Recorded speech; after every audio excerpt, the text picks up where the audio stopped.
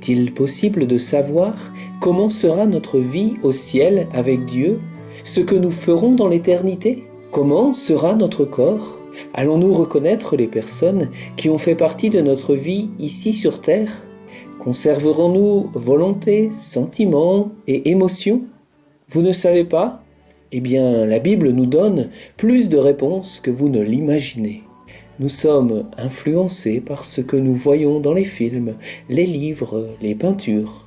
Mais les idées que nous avons sur l'éternité ne sont pas toujours correctes. La majorité des personnes pensent que c'est un lieu de repos monotone et sans beaucoup de choses à faire.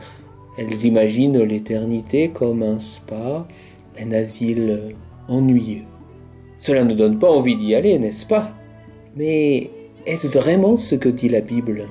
Non. Dans cette vidéo, nous allons voir comment sera la vie de fête aux côtés de Jésus et que nous espérons. Notre cité se trouve dans les cieux. Nous verrons l'épouse de l'agneau, resplendissante de la gloire de Dieu.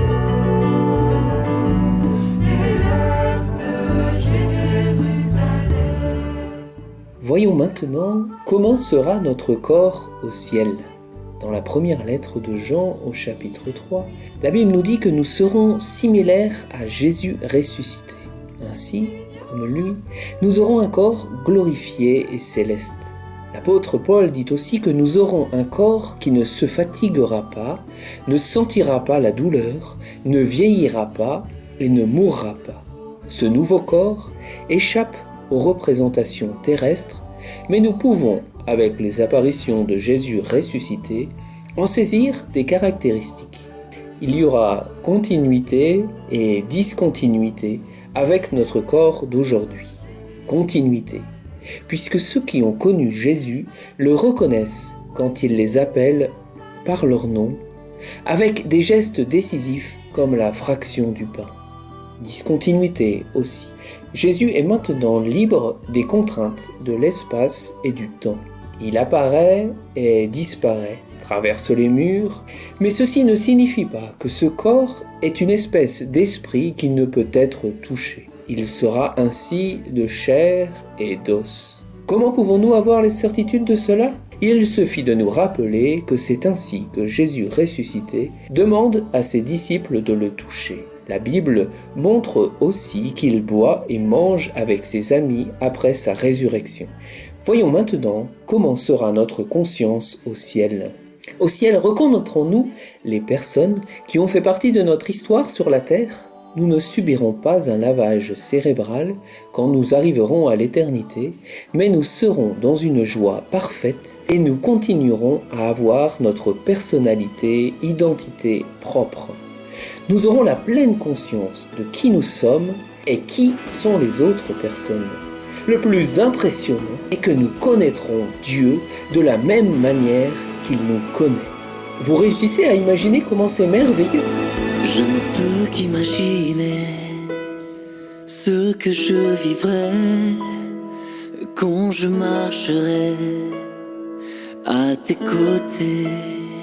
Je ne peux qu'imaginer ce que je verrai quand devant ta face je me tiendrai.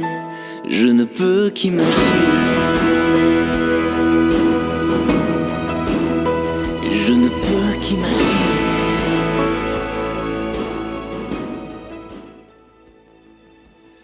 Et quant à nos sentiments, aurons-nous volonté et émotion dans l'éternité? Oui, le ciel est un lieu de plaisir et de joie éternelle. Le livre de l'Apocalypse nous dit que dans le ciel, nous expérimenterons des choses nouvelles, bien meilleures et bien plus grandes que tout ce que nous vivons dans ce monde. La vie avec Dieu est si merveilleuse que nous n'aurons plus besoin du soleil, nous vivrons dans sa lumière tout le temps.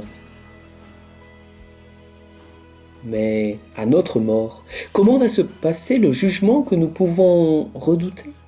Comment concilier jugement et salut?